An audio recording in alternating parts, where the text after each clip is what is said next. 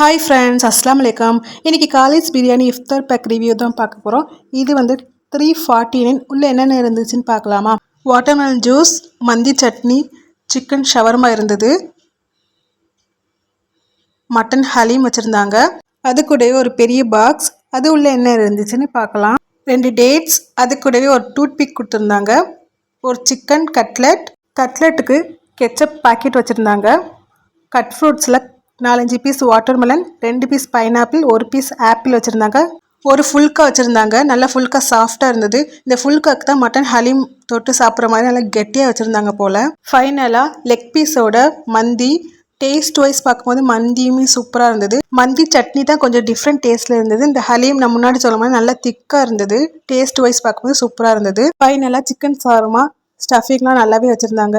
349க்கு இது ஒருத்தான்னு கமெண்ட்ஸை சொல்லுங்கள். அப்படி நம்ம சேனலையும் சப்ஸ்கிரைப் பண்ணிக்கோங்க.